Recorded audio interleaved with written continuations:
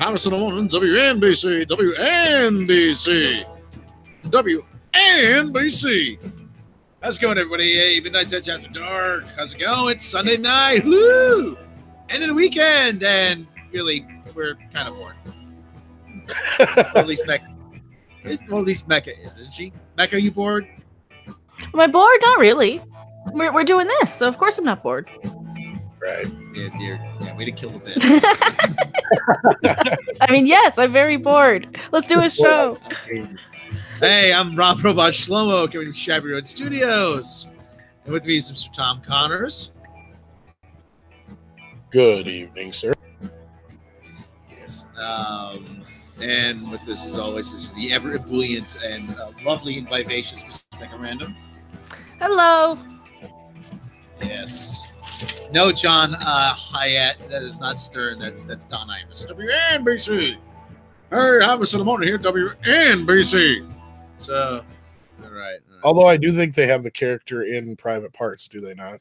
Yeah, he's portrayed by well, he was the big guy at NBC at the time. I haven't seen that in so long. Is that out on Blu-ray? I should check that out if it is. Yeah, I think it is. Yeah, it's probably an older copy, but oh well, I haven't seen the movie in 10, 15 years probably.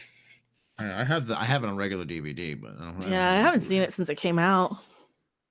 Yeah, love that. I'm sure half of it's bullshit, but oh well. No, it's pretty much the same as the book. I mean, well, I know, but I mean, I'm sure all the stuff that happened in his career side is true, but I'm willing to bet a lot of the stuff that happened in his personal life was made up because it wasn't long after that came out to get divorced and shit. Yeah, Allison left him around. Or was it a couple years after that? It was a couple years after. It's like a couple years, a year or two after. That's not why we're here. We're here to talk about some Venom. We're here to talk about some Equalizer. Maybe that's not why you're here, but that's why I'm here. Well, you'll rather talk about that. But we also are going to talk about some John Candy later because we lost him 25 years ago today. So that's a big deal, I know, for Rob and I know Mecca's a fan too. So we're all going to talk about that a little bit too later. So let's get right to the news.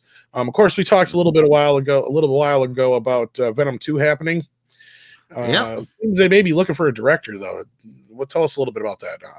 Situation. Yeah, I saw the ad on the listing on Indeed. Wanted director, no fixed affiliation, willing to pay scale. Yeah, let me tell you, they're not looking to pay a whole lot for a director of Venom. Yes, no, okay, that wasn't on Indeed. It was on Monster. Who uses Monster anymore anyway? So just like Sony though, to post a job listing for a director on Monster is something that nobody uses. I was just gonna say, evidently Sony still uses them. So if you're telling the truth, which obviously you are, I just got a job with LinkedIn. Oh yeah, doing what? Trying to figure out why people don't use LinkedIn. So, so anyway, this CBR reported. CBR, the Anita Sarkeesian of pop culture websites. Well, they're not the only ones reporting it, but they have the most information in this one report. So we're just gonna go with this. All right, well, report Venom 2 searching for a new director. Production starts this fall. Nicole Soban, whatever the hell her name is, I don't care. Director Ruben Fleischer is reportedly not returning for Venom 2. In January, Variety confirmed that a sequel to Venom was officially in the works, with screenwriter Kelly Marcel returning to pen the feature. At that time, the outlet suggested Fleischer might not return due to his commitments to Zombieland Double Tap. Discussing Film is now reporting that Fleischer will not return and that Sony Pictures is looking for a new director for the movie, which will reportedly start production in early November. Although this isn't confirmation Fleischer won't return, there's a good chance it's accurate, especially if the production start date proves true. Should Venom 2 start production in November as reported, it's safe to presume Fleischer would still be tied up in post-production on Zombieland's sequel. It remains to be seen who the studio will bring in to direct the film. However, an announcement shouldn't be too far off, as pre-production generally begins 6 months out. Venom, which was directed by Ruben Fleischer, starred Tom Hardy as Woody Allen Brock. No, it wasn't Eddie Brock. That was Ed Mellish. I don't know who that was. So, Michelle Williams as Anne Wang, Riz Ahmed as Carlton Drake, aka Riot, and Jenny Slate as Dr. Dora Skirth. Didn't Michelle Williams? Oops, sorry. No, go ahead. So didn't she just recently say in an interview when somebody asked her about Venom that she had no clue what that movie was about? I could have. She would say that. The movie's actually decent. I did finally see it not too long ago. It's not too bad. I mean, it is what you'd expect out of a Venom movie, I guess, without Spider-Man. Yeah, yeah. Of course, the way they asked her, wasn't very complimentary. You're a whore. So, okay. Anyway, back to the story. So yeah, who do you see possibly taking this on? I have no clue. I mean, I know I've seen a few articles already where 10 possible directors, like Norm Macdonald. Norm Macdonald's always my go-to. Whenever someone says, "Well, who do you see at Norm Macdonald?" Yeah, Venom. There, get over there and get the arms and you put it in the slobber and the tongue and I go just hey, and, Michelle, get over here and make out with Eddie. Yeah, there you go. Yeah. Has he ever directed anything? No, I don't care. I don't think so. But I don't care. Who cares? It's just be funny. It's just graphic once. They're not doing. Directed. It's that movie, adult movie we filmed. But let's not talk about that. Bro. Mecca, did you see Venom? I didn't see Venom, no. Norm Macdonald's criminally underused. Let's just talk about. That's more interesting. Norm Macdonald's more interesting. He's criminally underused. Yeah, I'm Venom. I'll bite your head off. It's not gonna be I would watch it if Norm Macdonald were in Venom. I probably would. Yeah, that Peter Parker. He's a good kid, but he's a bit mashugany, you know that? I'm seriously a reporter. Don't mind the camera. I'm not going to take any tasteless pictures or anything like that. I'm not one of those kind of guys. How about Norm Macdonald as J. Jonah Jameson? How would that work? Okay. Hey, give me pictures of Spider-Man. He goes, Jonah, don't give me that. You don't give me that. Don't be an asshole, Parker. So many dead hookers. What's with all the pictures of dead hookers? Well, it's New York, Mr. Jameson. Why are they all in my apartment? What? Oh God, what's that unfunny? What's that unfunny little turd Trevor Noah doing on the same page? Oh, okay, well his picture disappeared from the feed.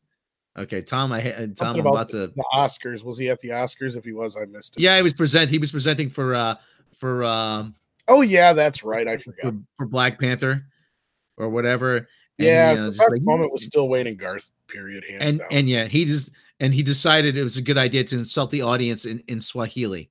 There you go. And you wonder why nobody watches your show, you fucking idiot. Really? CD Horde says hello all and howdy to Mecca. Hello. Yeah. Of course. What's left of the, what's left of the Daily Show? And all of our mods out there. I had a meeting with him earlier. So yeah. So gotta give them a shout out for all the help they give us on the Facebook group. But you were saying, Rob? So. Yeah. So yeah. Shout out to all the mods. Yeah! Okay. So anyway. Norm Macdonald is John McClane. Yippee-ki-yay, motherfucker. Yeah, well, the best place to broadcast be from the roof. Hey, send helicopters. I had shoes on. And you caught me. I was masturbating with my shoes off. So. What are you gonna do? Make little balls with your feet in the carpet. Yeah, there you go. Yeah, hey, let me tell you, there was a little filly down in New Orleans. Yeah, she was a real toe curler. Yeah, she did things with her feet that I can't say in front of the kids. That was before we were married, This whole thing has turned into Norm Macdonald now. All right, so we'll see how Venom goes. I know you haven't seen Venom yet, so no, maybe a movie I did get to watch last night that's actually really good was The Equalizer. Have you seen that one? No. You ever seen the old TV show? Yeah, have you ever seen the old TV show though? A bit. I've seen some of it. Okay, so you're aware of it. You kind of know the gist of the show, right? It's I think like CIA or whatever, and he just kind of uses his skills to help people out. And you know what the movie reminded me of, besides John Wick, which is funny because they bring this up too, is you ever seen the movie As Good as It Gets with Jack Nicholson? Yes, I saw that one. No. Okay, The Equalizer is as good as it gets, but if Jack Nicholson could kill people. See, that kind of sounds like a fun premise. And that's what it is. He's like this ex-CIA guy. He's got all this like OCD shit. And either he does stuff because of just to be kind, or because this is what reminded me of As Good as It Gets, because it interrupts his life and schedule. So if it's going to interrupt his routine, well, and if he has to kill some people to make shit happen, that's what he does. You know, it's a kick-ass, pretty cool premise. I don't know, but we might get a part 3. So is he working at Home Depot or something? In the first one, yeah, I think he works at Home Depot, yeah, for a while. Yeah, The Equalizer, starring Norm Macdonald. Yeah, that was just unloading this pallet of plywood, and all of a sudden somebody comes in and shoots out the place, and I have to go get my gun, and I go shoot him. Yeah, but I tell you, there's blood everywhere. What could I do? What can I do? You know, I have to call someone for janitorial. Get some of the purple stuff out of the cleaning aisle, and we'll clean up the blood. Hookers? I had nothing to do with that. I'll tell you, Norm Macdonald in every movie. He's criminally underused. Oh Lord! Yeah, I keep stealing the dead hooker joke. Have you ever seen Dirty Work? That has got to be Norm Macdonald's best, because he's only starred in like 2 or 3 movies. Mm-hmm. Crude is like the only other movie I can think of offhand, but Dirty Work is fucking hilarious. Oh my God, there's dead hookers everywhere. I've never seen so many dead hookers in all my life. Where'd all the dead hookers come from? Oh, is it you ever Archers? I bet that bit. Oh my God, you killed a hooker. Call girl. She's a call. No, when they're dead, they're hookers.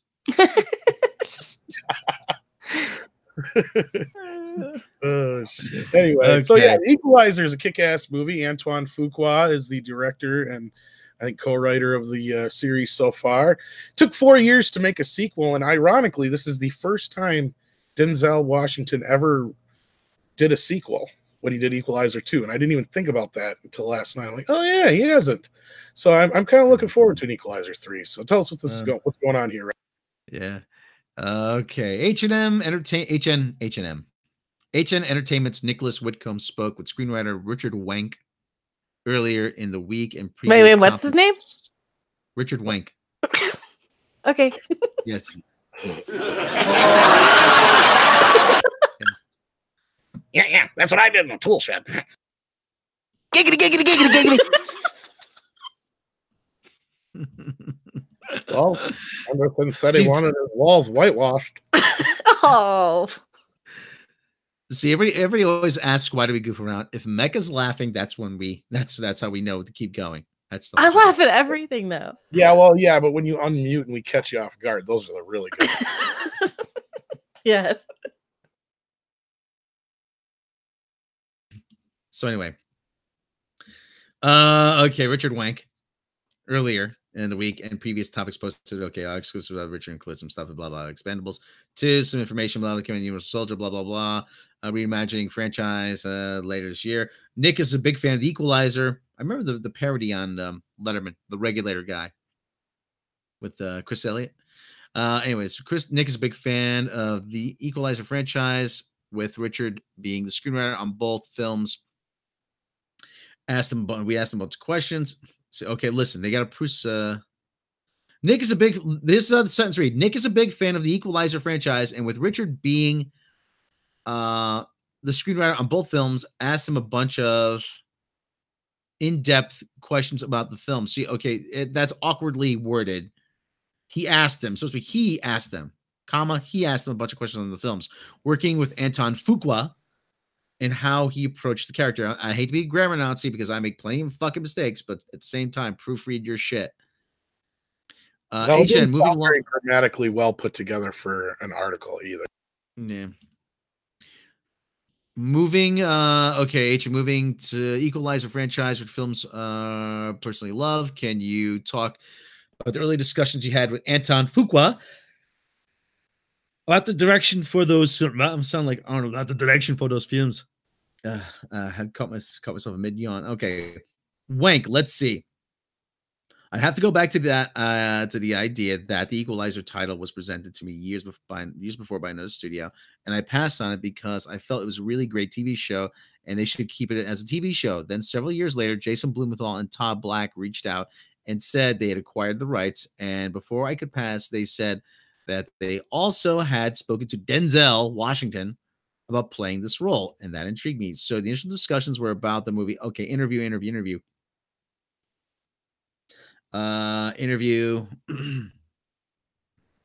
Okay, interview. One of most scenes. Okay, more stuff. Equalizer, John Wick film. Doesn't really say anything about the Equalizer sequel. Well, then, you dumb sons of bitches. Should be in there somewheres. Middle working world Denzel. Very important. Denzel comes from heart. Blah blah blah. We've been misled. I thought it was in there somewheres. Oh man, our audience is not very. Oh, there you, Donnie. You done it, HN. Our live studio audience is not happy about this. It's in here somewhere. Hold on. What's something Antoine comes? Equalizer. Both of Equalizer about Antoine McCall having international. Yeah. Here where he goes next, we've had what if discussions. Where? Yeah. We what if discussions many have led us to So yeah, that's your screw you, HN, okay? Oh well. It is what it is. Your heart was in the right place. Oh, he didn't even spell wank right. Oh Lord. Oh wow. What else we got? Let's talk some John Candy. What's your first memory of John Candy, Mecca? God, probably Splash. That might have been the first movie I saw him in. Rob? Probably Blues Brothers. I'm trying to think. It probably would be Ghostbusters for me. Either that or... Because I don't think I seen Blues Brothers until a little later. See, when I was a kid, it was like John Candy, Rick Moranis, all the kind of SCTV people were huge movie stars for me. So pretty much anything with John Candy in it, I watched. Yeah, I remember SCTV as a kid. I may have seen him there first. I'm trying to remember. But, I mean, I always knew he was just one of those guys. Even as a young kid, he was one of those actors I knew, his name, his face, his voice. I remember he had, the cartoon on Saturday mornings. He was always making great cameos like Home Alone. The Vacation movie. Ryan Geiger just brought that up, or Geiger just brought that up, however you pronounce it. He wasn't even supposed to be in that. They reshot that ending. The original ending had Clark taking whoever was left in the park hostage, and he took them up to Roy Wally's house, and they were gone. So he made them perform, or they were there too, or whatever. But he took them all hostage and made them perform on stage. But it got like really dark, so they reshot the entire ending with John Candy. Well, the original ending of the short story that was in National Lampoon was Vacation 53 or whatever it was. The dad goes to Walt. It's Walt Disney. The dad goes to Walt Disney's house and shoots him, and ends up in prison. Yeah, and they all fly back home to Chicago. See, that almost sounds like the end of Christmas Vacation, only it's Randy Quaid. Kind of. Yeah, it's similar in a way. It's not as dark. Not as dark as what you're describing. What pisses me off is they talk about it on the Blu-ray and DVD, but they don't have the scene on there. It sucks. Yeah. No, maybe it doesn't exist anymore. Maybe it got lost. Well, I thought they mentioned something about they had it. Maybe they just couldn't get clearance for it or something like that. That happens too. But yeah, he was in Heavy Metal as a voice. Yeah. Great Outdoors is a great movie. Oh, I love that one. Spaceballs. Right? Spaceballs, Planes, Trains, and Automobiles. I mean, he's just been in so many. I remember the day hearing that he passed away was just like, oh man, you know. Uncle So I think Buck he was is like still taken 47, from. something like Yeah, he's that. young. Yeah. Uncle Buck, yeah, is probably one of his biggest films and most well known. That's of course the picture I have up here. He kind of was like everybody's Uncle Buck in a way, you know. He just he always had a. I mean, Only the Lonely was another one of his movies that most people don't remember. Of course, there's Armed and Dangerous. There's Harry Crumb. Was Only the Lonely the one with Ali Sheedy? Yes. Yeah. Okay, that was a good movie. John Hughes either wrote and directed it. I can't remember which. But yeah, that was another one that was. I remember John Hughes. I remember. Actually, he was 43 when he died, which is wow. He died in Mexico, Durango, Mexico. Only 43. Yeah, while he was filming Beast, yeah, which is a shitty movie. Unfortunately, it wasn't good. He was also he was also in a movie called Canadian Bacon. He was also Cool Runnings. Don't forget that one. Yeah, Cool Runnings was probably his last big movie. Canadian Bacon got released, I think, in Canada first, and then like a year after his death in the U.S. Delirious is the movie you're thinking of, Alan Sparks, where he gets sucked into his own soap opera. Oh, that was a good one too. Yeah. I'm trying to think of some of the other ones here. Once Upon a Volunteers. Just a plethora of great comedies through. I mean, it was like Brewster's Millions. Yep. Yeah, for a while he was always the second guy, with Tom Hanks and Richard Pryor and all those, and then eventually kind of came into his own. But I mean, I would have loved to have seen him and Steve Martin do a couple more movies together. That would have been great. Oh, he was also in one of Kathleen Kennedy's first movies, 1941. Yeah, that's true. He's a bit part in there. Is that on DVD? Is that on Blu-ray or DVD? Yes, and actually it's the extended edition on Blu-ray, so you can see even more garbage. But how weird though? But how weird though is it though? Not to shift the conversation to Kathleen Kennedy though. That the one movie everyone says, oh well, she has to know something. She's a producer. But the one movie that she worked with Steven Spielberg as a creative, in a creative capacity, was what people regard as his worst movie, and it's one of those movies that's terrible, but you can't stop watching it for some reason. I don't understand why.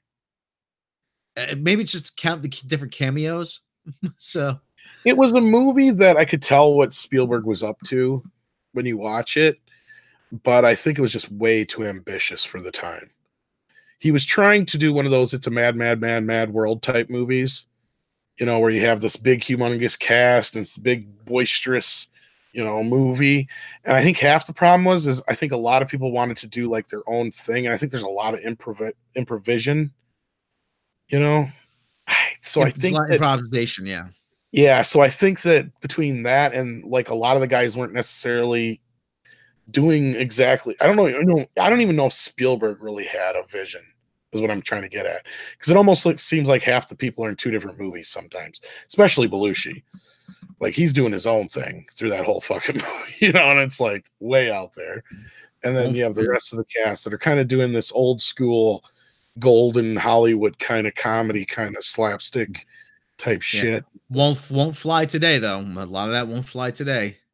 Oh no. And Spielberg even said of all his movies, that was the one time he didn't really think he felt like he was into it, I guess.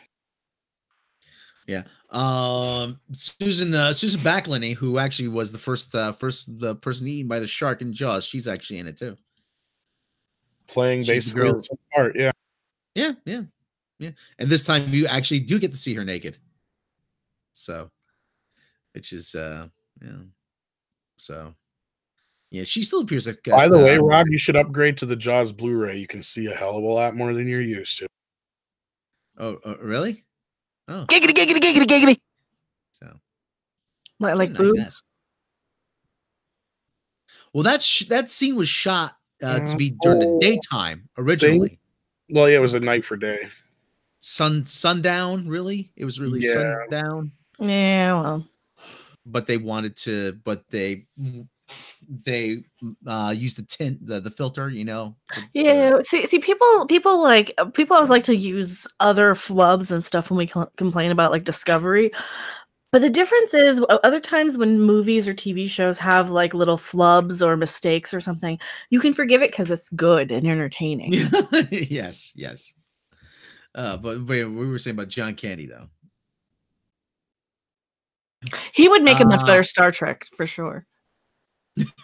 Maybe, do you think maybe he was in Star Trek? Does he? I don't think so. Star Trek on his acting credits. So. Well, he was in Spaceballs. That's kind of, yeah. The Schwartz. I'm a Mog. A Mog? Half man, half dog. I'm my own best friend. Yeah. We were saying, somebody pointed out, maybe that's Kathleen Kennedy's problem. She thinks Star Wars is Spaceballs. Well, maybe. So. All we need a Druish princess. Funny. She doesn't look Druish. I've probably seen Spaceballs more than I've seen Star Wars, to be honest. Than at least the first movie. It's just it's so good. I mean, like John Candy was just priceless in that. He is so memorable in absolutely everything. This is why we can sit here and name off 24 movies he's been in, because even in something small like Home Alone, he's memorable. Yeah, and even Little Shop of Horrors. I was gonna say there's still probably a good half dozen titles that we haven't mentioned. Yeah. Because he did a lot of Canadian movies before he came down here too, I think, as well. Because wasn't there one that was like, it was either a prequel or something related with, because he did another cop movie before Armed and Dangerous. I can't remember what it was called, but it was a Canadian movie. No, I had his filmography up. Yeah, and I think it actually has like 2 or 3 different names. Call the Cops or something like that. It's called. Let me see. Of course, I have to bring up Dr. Tongue's 3D House of Stewardesses. I have to bring that up. It was this SCTV skit, basically a cheesy sort of B-movie thing. Isn't he in Nothing But Trouble as well? Yeah, I think so. Okay. Wow, his first role goes back to 1973, Class of 44, uncredited. It seemed like a good idea at the time. Tunnel Vision, The Clown Murders, Find the Lady, Silent Partner, Lost and Found, 1941, Top Kid, The Blues Brothers, Deadly Companions, Stripes, Heavy Metal, It Came to Hollywood. Oh, I remember that one. National Lampoon's Vacation, Going Berserk, Splash, Brewster's Millions, Sesame Street Presents, Follow That Bird, Summer Rental, Volunteers. Volunteers is actually not a bad movie. Armed and Dangerous, Little Shop of Horrors, Spaceballs, Planes, Trains, and Automobiles, The Great Outdoors, She's Having a Baby. It's a Kevin Bacon movie. Kevin Bacon and Maureen McGovern, I think it is. He's in that John Hughes movie, that's why. Oh, yeah, he does the voice of the horse in Hot to Trot. I totally spaced that out. Who's Harry Crumb? Oh, God, Don the Horse. What? Don the Horse on Hot to Trot. Yeah, I forgot about that one, too. Yeah.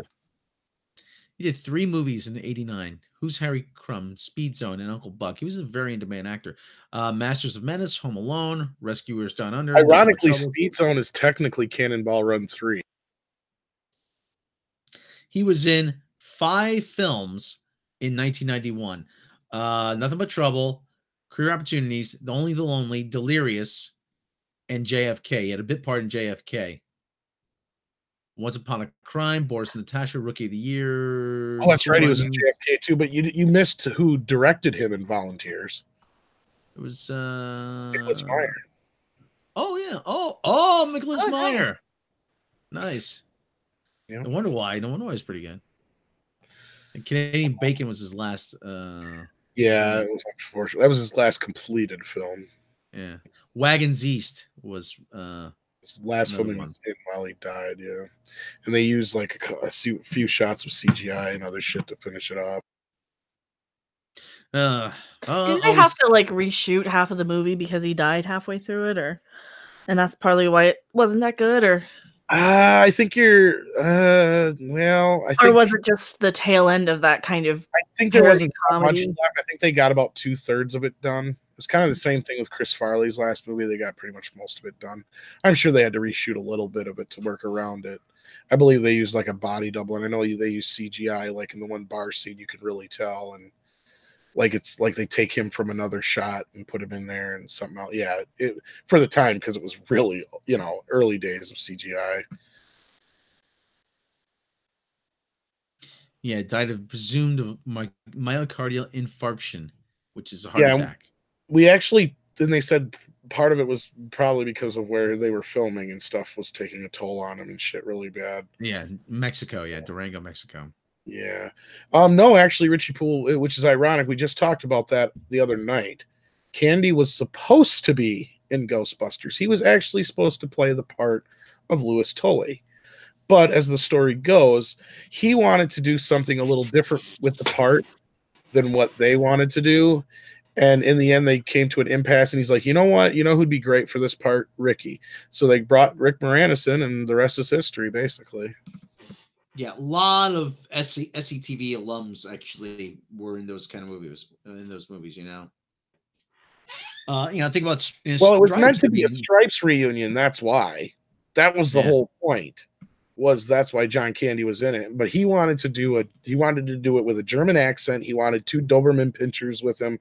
I think I said this. I think he ended up doing the same character in like Who's Harry Crumb or something like that. But that was his whole idea. And they're like, it was funny, but it was too distracting. And it wasn't exactly what they needed for the part. But of course, Rick Moranis was perfect. So. Yeah, and like I said, those 2 actors were probably like the biggest actors in the 80s when I was a kid, for me anyway. Or Steve Guttenberg was up there too, you know. But I would watch pretty much anything that John Candy was in. He was absolutely. Well, he's arguably Canada's biggest import for a long time until Jim Carrey, probably. Oh yeah, absolutely.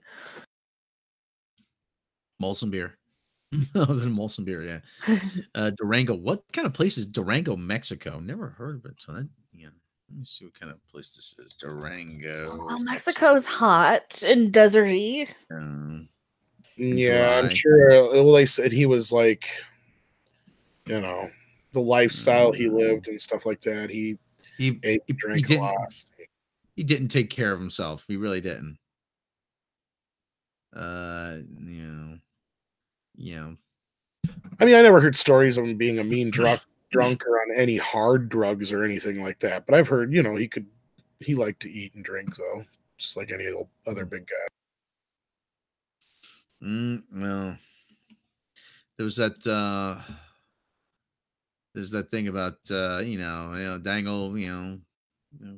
that but Boomhauer said on King of the Hill, well, man, that Dangle Bobby Hill, man, that fat kid's always the funnest one, man. Like John Candy, Dangle dug his grave, knife and fork.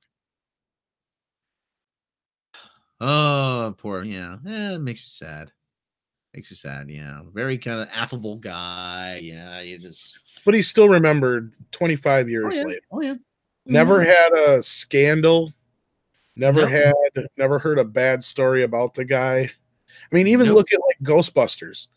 Like I said, any other person would have been like, motherfucker, I lost out on one of the biggest opportunities in my life. But instead, he handed it over to one of his best friends, basically, and said, here, this is the guy you want for the part. And basically made Rick Moranis' career with that. Nice doggy. I think I got a milk bone for you. It's not supposed to be any pets in the building. I'm going to bring it up at the next tenants meeting. Well, okay. Well, we're going on 34 minutes. Yeah, we're going to probably wrap this up here pretty soon. Yeah. So, but yeah, Great Outdoors is another one most people don't bring up. I love when the bear is jumping on him. Yeah. That was hysterical. It's just that's actually under there too. That's the scary part. Because I imagine he did a lot of his own stunts. What are the odds of you finding a stunt guy that can do a lot of the shit? Because he did a lot of like physical humor, like Chris Farley. Yeah, for anyone who's never seen The Great Outdoors, one of the best, great ass movie. I got that one on Blu-ray, of course. I got a lot of his good movies on Blu-ray. They're out there, but Big Bear chased me. No, that's one of the better movies. That's so quotable, you know, the blowed out your ass line. There's so many great there's so many great memorable moments in these movies, and we don't have this type of movie nowadays where you can just say, "Oh, and remember the scene with the steak, remember the raccoons, remember the bear, remember the." No, that you don't have movies like that nowadays because you don't have actors like this and talent like this nowadays. And it's sad that that movie didn't do better at the box office because it would have been perfect for a sequel or even a television series. Of course, John Candy and Dan Aykroyd both were way too big for series back then. But what do you got up There here? you go. What, That's him the under the bear. big bear. I've never seen that. I thought that was hysterical when I saw it as a Go kid. find a washing machine. Yeah, Yeah, I was find a washing machine. 18. What the hell does that mean? Just don't do it. All right. See, quotable. There's so many quotable lines in that movie. Oh, fuck yes. Yeah. You know what they're made out of, right? No, I don't want to know. Lips and assholes. So I guess I like lips and assholes. Who wants an orange whip? Orange whip? Orange whip? 3 orange whips. Yeah, I'm always stealing that for shit. I think that's where we got the crawler line for the airlock from. Crawlers, you got a crawler forever? Yeah, that's where I stole that from. Yeah. Yeah. How about some crawlers? Get some crawlers. You like everybody like crawlers? Like crawlers? Yeah, Bill. but of course, Bill. you know, hands down, his best movie ever has got to be Planes, Trains, and Automobiles. He was so robbed for an Oscar, at least nomination for that movie. Oh, absolutely. He had such Not depth taken too. seriously. Yeah. Oh, you kind of forget that he you know, he was such a good comedic actor, but he was such a good actor too. He had depth, he had heart. When you like even on Home Alone, when you see him on screen, you feel everything that he's saying. And especially Planes, Trains, and Automobiles. You see these sort of movies and this is why these sort of like he was so well loved. This is why we're still talking about him 25 years later, because yeah, you had actual talent and he wasn't just a funny guy falling down making jokes like a Melissa McCarthy is now or somebody. And I guess she's okay. She's probably a bad example, but you have a lot of these actors. Probably the closest to him, yeah. But Yeah, you have a lot of these actors who just rely on their physical comedy, especially heavier sized actors. And to have somebody like John Candy who could have won an Oscar had they given him a chance, you know. Same thing with Robin Williams, you know. You get these sort of actors with that comedic level. Well, Robin Williams did, but yeah. Yeah, and well, I know I'm just like kind of using him as an example of, you know, here's another comedic actor who they did give the opportunity to. But that was for a non-comedic role, of course. But yeah, exactly. Had John Candy probably lived a little longer, I think we would have seen him kind of go more into the dramatic stuff and been kind of in kind of a lot of the roles that we see like for John Goodman now, like the 10 Cloverfield Lane sort of movies. And yeah, you're not wrong, probably. I mean, but just that speech he gives at the end of Planes, Trains, and Automobiles, if that does not like just get you, then you're not a person, I swear. You know, he's like, I like me.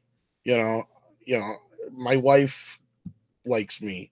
I like me. And, you know, and then he confesses that his wife's been dead and he doesn't have a home and all this shit. You know, it's like, that's some powerful shit right at the end of that movie there. And everybody overlooks that movie just because of the, you know, it's a goofy kind of gross out road comedy up until that point. But this is a real guy who's really, you know, hurting and has nobody.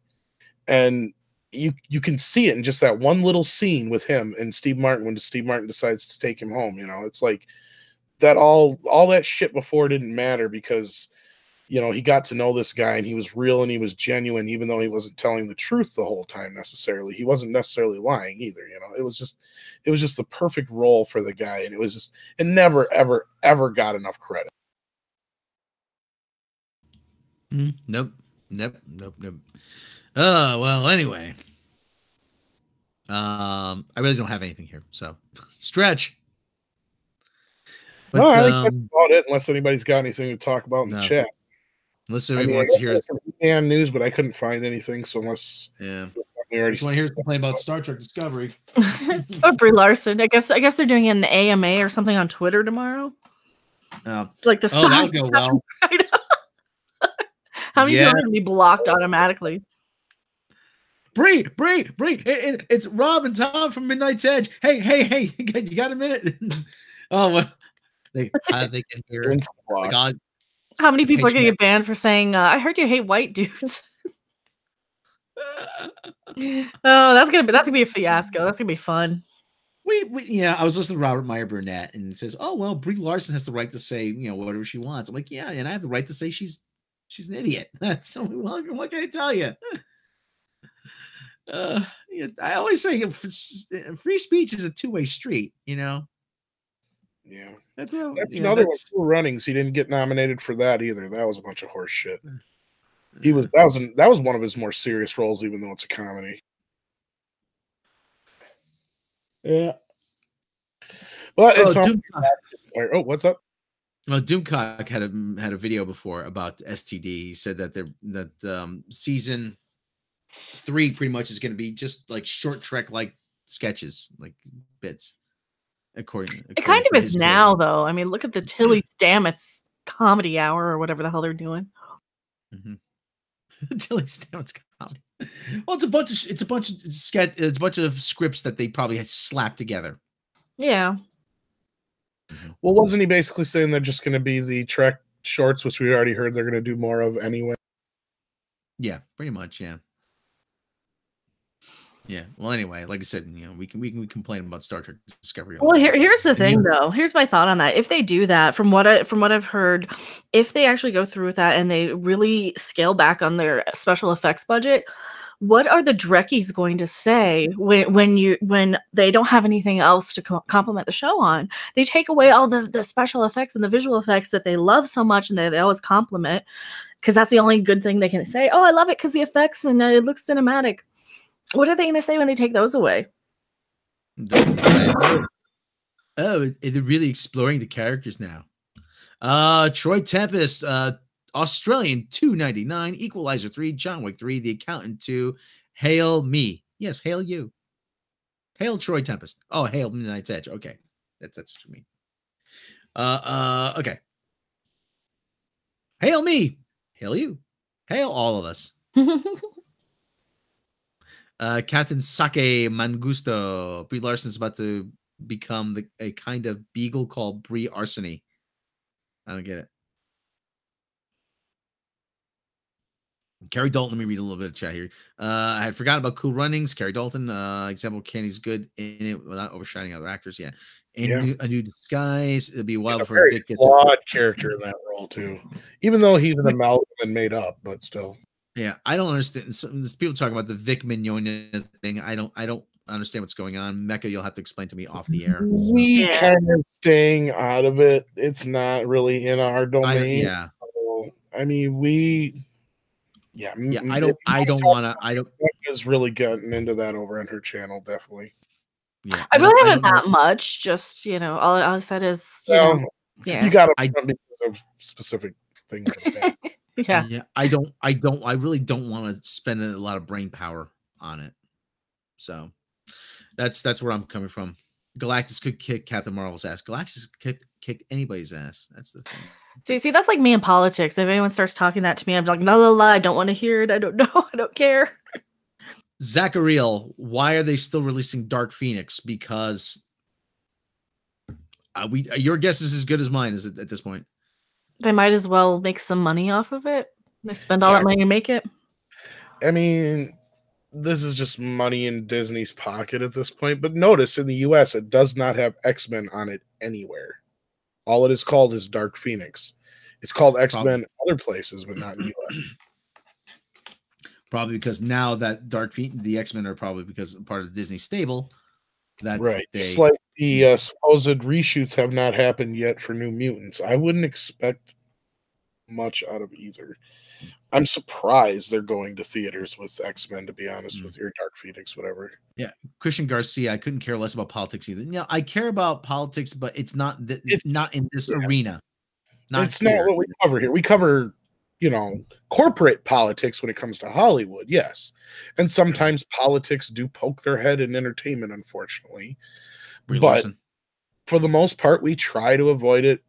as a topic altogether, because to be honest, we know that a lot of members of our audience may not necessarily agree with all of our political stances on things, but that doesn't matter because that's not what our channel is relevant. Yeah, it's not really relevant to what we talk about. Mecca, you like that video I sent you by the guy Jonathan Pye. He talks about white privilege, and he talk about I was born in 1977. What do I have to do with any of this? Yeah, that guy. Yeah, it's true. Yeah. Well, go watch. Go find if on YouTube, go find a guy named Jonathan Pye. He actually has a take on that. So.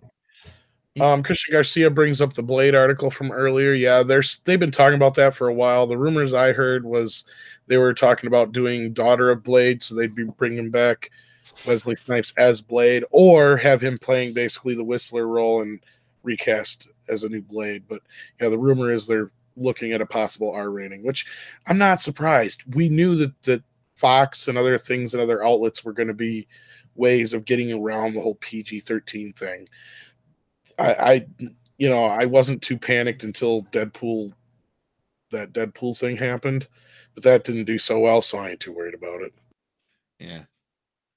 Okay. I'm starting to wonder if that had more to do with getting the movie playing in China than it did with the PG-13 Deadpool per se. Probably. So there is a little bit of Brie Larson news that I linked you guys. Boy. Just a little bit. Does she say now?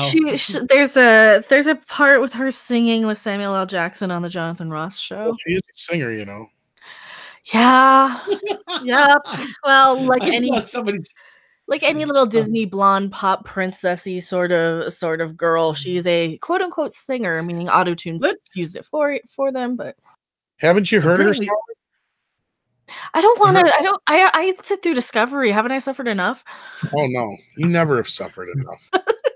I know. I didn't want to click on it. I don't care. Bold's track is he said her music video is actually still on YouTube. Yeah. Cheetos, Scoops, and Salsa, and he started following them in real life. Hey, I want chips and salsa. I want some salsa. Is that it? Got out of us. It's one of them. Oh God! What are we seeing? Oh no! Oh my God! Yeah! Oh, she's working as a waitress. Bullshit. Her voice is like every other little white girl. Oh my God! All right, stop. Let's hold on. Wait, stop. Okay. All right, this is awesome. She's on her knees picking up burgers, Rob. Look at that. I just want to comment on some stuff, okay?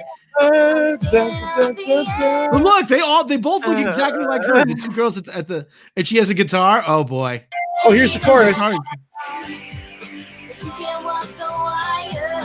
Oh no. Oh, any song that says "I'm like," I just want to punch in the face. I hate that so much. Oh my God. She's talking Scott Pilgrim too. No wonder I hated that movie. I hated Scott Pilgrim. I hated that movie so much, and I love Edgar Wright movies. That's the only one I can't stand. Scott Pilgrim was like that is real. That is literally real. Yes. No, Scott Pilgrim is. Go ahead.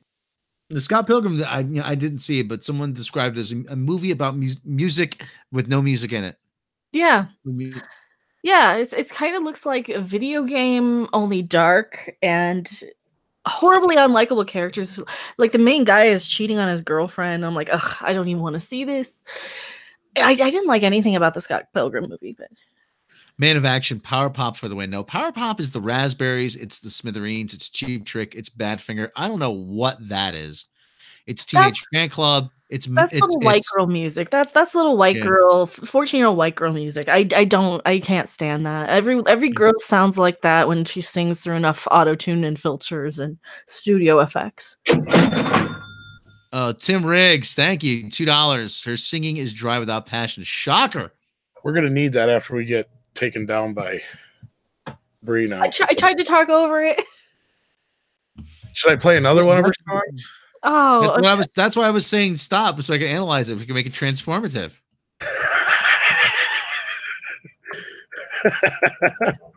Oh Lord, I don't know if you could transformatize that. Well, you can sure as hell try.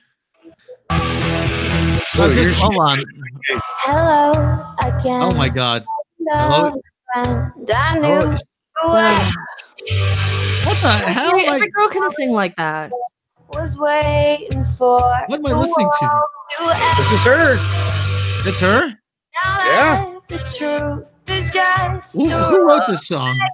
Who wrote this You song? guys wrote everything, right? Flash song.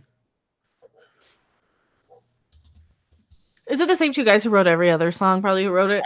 By the Clash. That's all I seen. Oh, the she Clash? covered a Clash song. Oh Okay. God, she's like really young here. Holy shit. Hold on, let me see what we got here. Let me see. She's like Brie Larson. She super young said it's probably by Max Martin.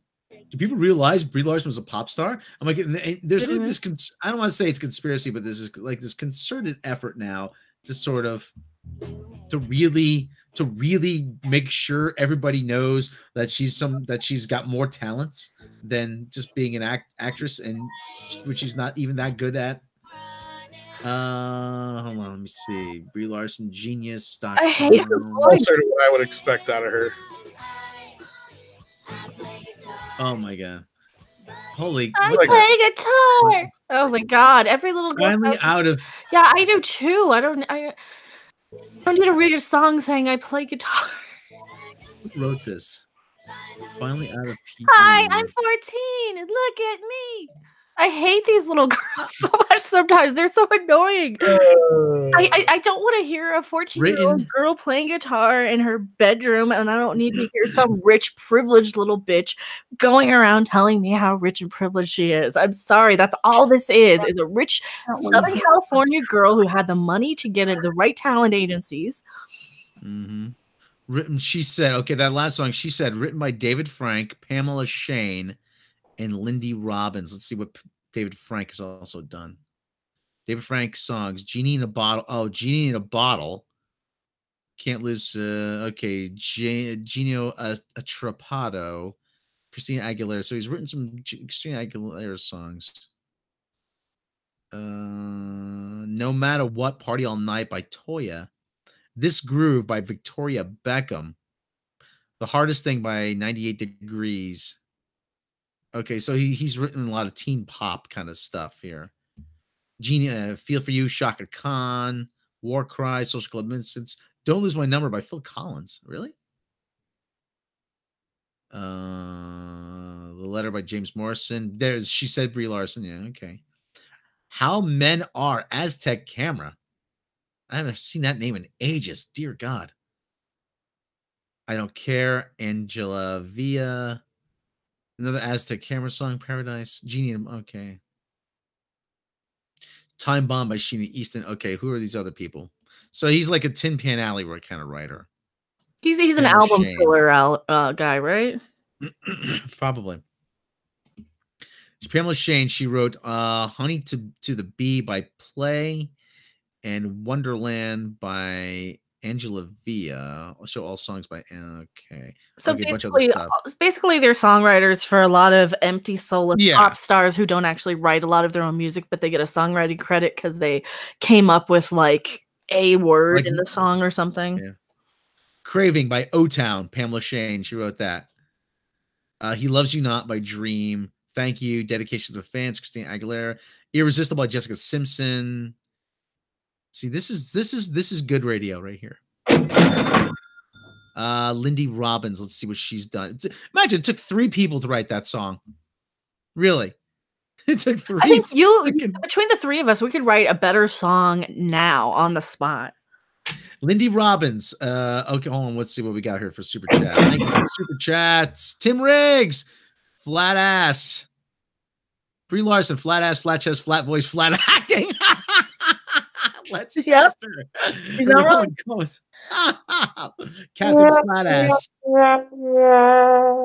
Okay. Hurt So Good. Lindy Robbins. Hurt So Good. Ashford 5. Want to Want Me. Jason Derulo, No Goodbyes, Dua Lipa, Warrior, Demi Lovato. Yeah, Skyscraper, Demi Lovato's Half a Heart, One Direction. Slow Down, Selena Gomez. We are Paper demonetized, Cut. by the way. Yeah, yeah. we're always demonetized. Send more super chats. How did I not get demonetized on my video where I basically was calling some SJW a cum stain for like 5 minutes? He wrote How Collide. curious. She wrote Collide by Rachel Platten. Nobody Does It Like You, Selena Gomez. Bang It Out by Breathe Carolina. And who the hell is? Yeah, a bunch of like empty soulless pop stars. Yeah. It's just manufacturer. She's a manufacturer. Other one. All This right. Lindsay Robbins has the most songwriting credits here. All right. You asked for it. I did. Play What'd the I other ask for? one. Can I just? What? We're demonetized already. He said he wanted another one. Would they rather No, him I didn't play play or that. her play? The Best Day of My Life by Jesse McCartney. Let's Hot. see. Hit and Run, Breathe Carolina. Who's Breathe Carolina? What the hell are you, Tom? You're gonna drive someone in the audience to do something desperate with this. I know. This Heart by Hilary Duff. Larson, welcome to Sessions at AOL. Come on in. Oh, for God's sake! I'm Brie Someone Larson. invite her into a studio. I'm Brie Larson. She's I'm a trying to be pop Avril. star. She's trying to be Avril Lavigne, isn't she? Yeah, absolutely. Pretty much. And Avril Lavigne isn't very interesting either. Oh my God! But it's like, So generic. yeah, it's very yeah. But it's. She reminds me of a drunk girl singing karaoke because they don't have her mixed there. That's live. No, really. Well, okay, let's get the audience assessment. What do you think of this, guys?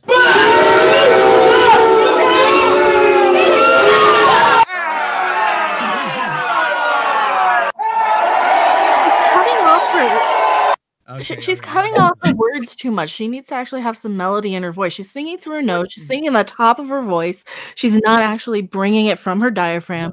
I had voice lessons, so I know exactly what she's doing wrong. Yeah, even I know that. I never had voice lessons. What are you talking about? But she's got an Oscar and she's a pop star because she's a skinny rich blonde bitch. Okay, all right. Hit pause a second. Okay, hit pause a second, Tom. Yeah, I kind of want you to keep it up there though. Hit pause, so you could just like rip it apart. But anyway, stare at her. Yeah, we gotta stare at her when we're insulting her. Keep it up there. I mean, yeah, Captain Flatass. Captain Whammin'. Whammin'. See, I want to start something new. Well, we're starting Orange Cat Good, the hashtag Orange Cat Good. I also want to start. We have to start blaming the matriarchy, our matriarchal society that we live in now, for everything that's wrong. Oh, it's just those women. It's just those women. It's just the matriarchy. I am Whammin', hear me roar. Look at this guy here. This guy. No, keep going. A little bit more. The guy her bass player. The guy playing the Telecaster. Look at this guy. Okay, the bass player. Yeah. He's just like, when does the check clear? He's just like, oh yeah, they're just tired. Okay. Somebody told me I was going to be backing Lenny Kravitz. I didn't want to do the shit. And this guy's like, oh, do you think I can get a day with her? Wait, she's 14? No. Okay, and it's like the best session musicians that they could find that would play for free. It really is. This guy's like, this is. I hope that Slot and Sheryl Crow's tour opens up. Ka-ching, we have a super chat. I need the ka-ching. Hey, another. Yeah. Hold on. Epic. Here we go. There you go. Tim Riggs, Mecca. She has no lungs diaphragm to use. That's true. She doesn't have anyone to push them. Yeah. Oh, she's got cowboy boots.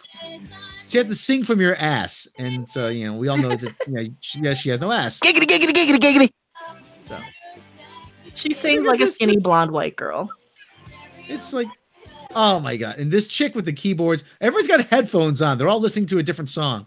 I would. That's I would be. Wouldn't wouldn't you? If you were playing this, you'd be like listening to the Beatles or something. Listen to a podcast. When I quit a band one time. I told them, the last practice, I was actually playing a different song than you were, than all the rest of you were playing. It does look like you rap bastard, like some like Disney show or something like that. All right. That's enough of that. That's enough of that. She's and we actually have some musical skill between us, all of us. This is why we can pick this apart, because we know what she's doing wrong. Oh God. And yeah, that type of music does appeal to the brainless masses, the little teenagers who don't really know any better, who see basically themselves on screen, because that's what she is. She's basically just a cookie cutter of every other girl who's just like her at that age. And that's what they do. They market it to that little demographic. So they think you can do it too. And it's not meant to be good music. It's not Bob Dylan. It's not the Beatles. It's not the Stones. It's not music for music people. Or It's not even Herman's Hermits. No, it's not even Herman's Hermits. And it's just for little kids to go and buy and spend their little allowance money on, or nowadays it's to spend their little Apple Tune gift cards that they get for their birthday. I'm telling you now. I'm telling you right away. I actually like Herman's Hermits. That's actually Freddie and the Dreamers. Even Freddie and the Dreamers. Any of those guys are actually good. I've seen Peter Noonan from Herman's Hermits actually multiple times. He is very, very good in person. Oh, nice. Very good. Yeah, and he was actually in Pirates of Penzance for years on Broadway. No, it's look, kids, you can do it better. Yeah. Yeah. Oh. All right. Have we had enough of ripping Brie Larson?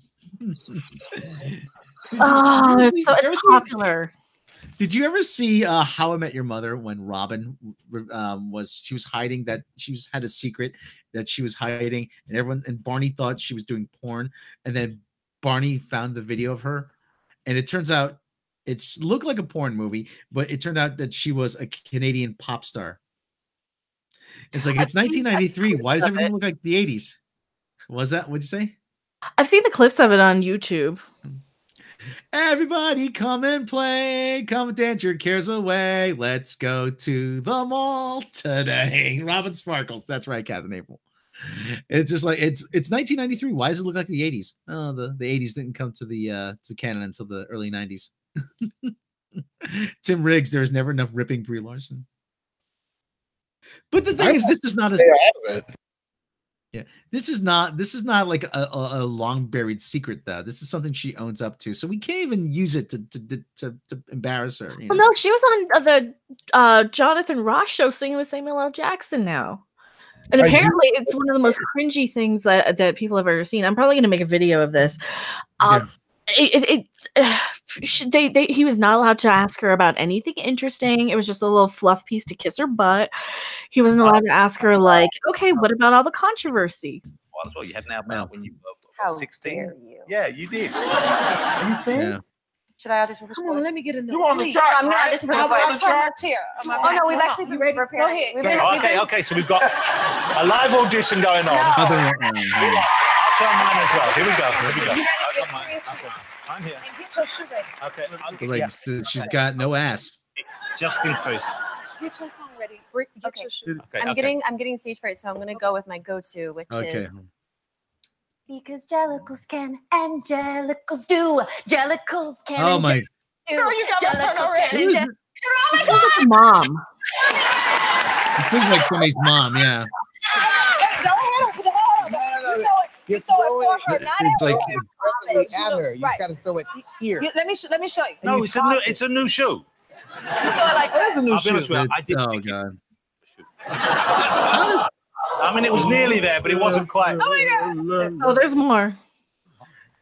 In the shadow.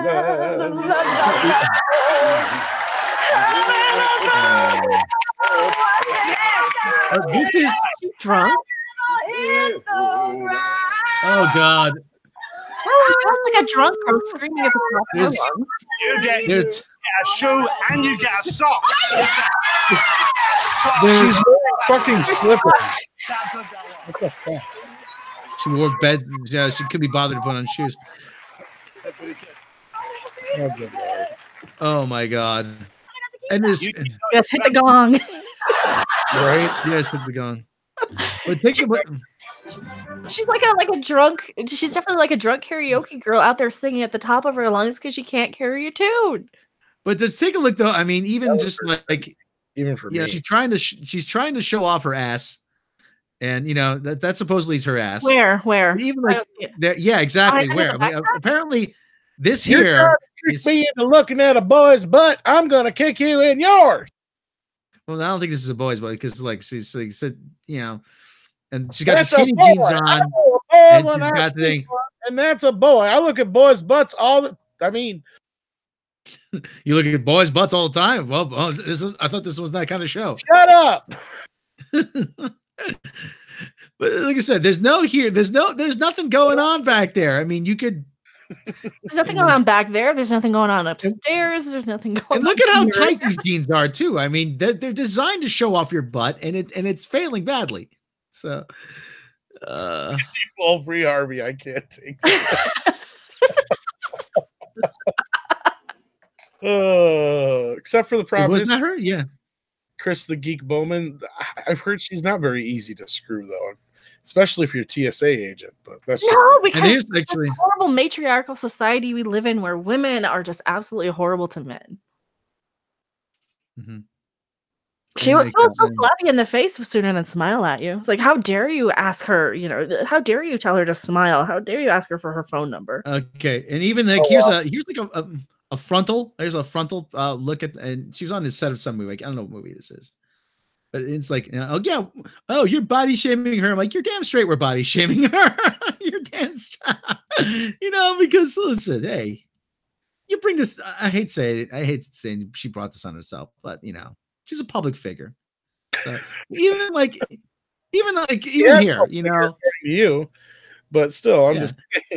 I mean, like, okay, look, she's saying, oh God, how long do I have to be here? See, you know, the obvious disdain in her eyes, and the you know, and the sneering lips right there, you know, and look, like she's so generic looking. I can't even tell who she is half the time. Her face has nothing distinguished or discernible. And the boobs, obviously, these are that's padded out right there. Oh, that's obviously, a demi bra. Yeah, so I'm staying out of so, and like the tight skinny jeans and the sneakers. I mean, obviously, like I said, it's on the set of a movie, but it doesn't do it. Yeah, you look like somebody's aunt who lives in the country. Maybe she's doing some yard work. Yeah, not exactly a girl about town here. She doesn't look like a movie star. No, well, like I said, she's on the set of a movie here, but still, at the same time, you know. But still, like, remember in like back in the day, we had movie stars that you could tell who the hell they are when they're walking down the street. I wouldn't even recognize her, and I talk about her every day. I wouldn't even notice her if she walked right in front of me. I've seen women behind a convent wall that were more glamorous. So yeah, she's got one of those scowl marks on her head, like I do, because I have a child. That cool crease right between your eyebrows. The cool wine on, yeah. Yeah. Actually, Tyler's aunt is probably more alluring, yeah. So, oh shit! I remember what she looks like, and I only saw one picture of her. Brie Larson, I cannot remember day in and day out, and I look at her every day. Anorexic Ellie Mae Clampett. Oh boy! All right. Well, pretty hot. How about that? She gets all that stuff. So he moved to Beverly Hills. That is swimming pools, movie stars, pimps, hookers, dykes. But I think that show, you know. All right, what do you say? Have we had enough? We'll be back tomorrow. Well, join us again tomorrow for another. Do we have any soap opera music we can play? I don't know if we'll make it again tomorrow. I think we're done for. You think Andre's going to pull the plug on this exercise? Well, not just Andre. I think everybody's going to pull the plug on us. I think we're done for. Oh, we're so under the radar. We're so under the radar. It's not even. Oh, I'm sure we're gonna wind up on somebody's radar sooner or later. Good. We'll get more listeners tonight on a very special Midnight Edge After Dark. That's Rob and Tom. Positive. Rob and Tom learn a valuable lesson about objectification. Oh, sucks. Tim Riggs, no ass, the $5 super chat. Ka-ching!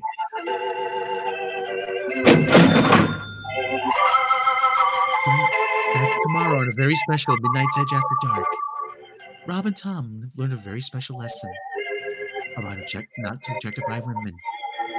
Special guests will be Anita Sarkeesian, Gloria Steinem, and Nina Hartley. I'm not reading that super chat. So. No ass, no chest, a face that looks like a parent accidentally squashed her head in a car door as an infant. That's what I'm here for. No.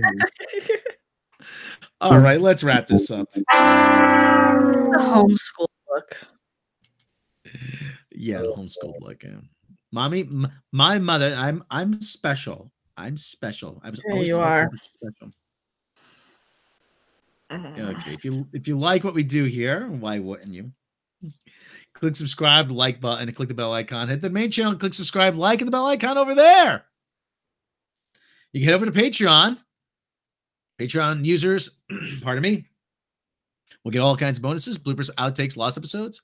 It's just special behind the making of videos and more. You can see my 10-minute stand-up set. And you can support the channel for as little as $1 a month. If you don't have the means to support us there, please click like, subscribe, share with your friends, because we cannot do this without you. Isn't that right, Mecca? Mecca, tell them about your channel. I am Mecha Random 42. I complain about Brie Larson more, and I swear more over there. So if you like me swearing here, I swear more over there, and I'm a little bit more brutal. I complain about Discovery. I have Patreon, Twitter. I stream on Twitch sometimes. I play Mario Kart on Switch, and I think that's it. What else do I do? I'm always here. Where are we? Rob ate your lunch in the refrigerator, though, just to warn you. And just so everybody knows that we do not reflect the opinions or thoughts of Midnight's Edge here. So just so we don't get in trouble. No, I'm just kidding. Yeah, no, don't take us too seriously. It's after dark, folks. No, we're not. We don't mean any like actual ill will. Anything we say is just for jokes. Oh, there's a picture of with her nipples are poking through. Holy shit! Is that the one? Which is that from the Vanity Fair thing where she's like, where they're like, she's not trying to save the womankind, but she's doing her best, or she can't save womankind, but she's doing her best. No, it's a still from a movie. What movie? From Endsville? Don't look at me. I'm a strong woman. Here's my nipples. So, yeah, surprisingly, not sexy. Surprisingly, see it. Show us. Just look up Endsville and Brie Larson Endsville. You'll find it. Would you like to have a second by Zippel? Okay, all right, kids. Like I said, just look up Endsville. Like I said, surprisingly, I'm very unsexy. Well, yeah, I need more. I need like soap opera music. Again? No. I need it for future use. I need church music. Well, I just played. Yeah. For my. Give me the church organ music, Tom. For the congregation out there. It's a new character. Colonel Reverend Dr. Billy Ray Hopper. I can give you some if you're Yes, my friends, welcome to the Church of Midnight's Edge. I am the Colonel Reverend Dr. Billy Ray Hopper coming, and yes, lest y'all be damned by that evil robot Shlomo. Oh, he is a vile one. Oh, he's encouraging to look at the unmentionables of a certain young actress that we shall not name. Now, I encourage you Line up here and be saved. Do you wish to purge Satan from your heart and from your daily life? Then be saved, brothers and sisters. Chastity is the only way. You must not look at the demon nudity on the internet. Oh, that internet has some vile things. I was on a pornographic site named Pornhub.com. I was looking up. Two young ladies were roaming the world of earthly delights. Oh my word! Oh, the devil's heart almost overtook me. Oh. Yes, we must purge the Brie Larson from our lives, brothers and sisters. Yes, we must purge. Join Dr. Billy Ray, Colonel Dr. Reverend Harper next time here at the Midnight Sage. Yes, Colonel Reverend Dr. Billy Ray Harper. Thank you, everybody. Throw Brie Larson into the quicksand. Yes. Men are finding sexual gratification and watching young ladies sink into quicksand. Oh my word. Of the world. What the hell is that? All right, let's wrap this. I went to another thing here. Wrap it up, Rob. All right, everybody, thanks for joining us. Thank you, Mecca. Thank you, Tom. Thank you, Dr. Reverend Colonel Billy Ray Harper. We'll catch you next time. Yes. Shut up! You had your finger in my ass! You're a whore. Up yours, bimbo.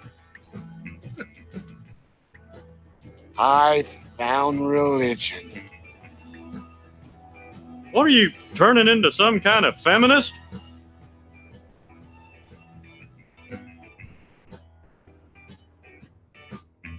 I like big Asian butts, and I cannot lie.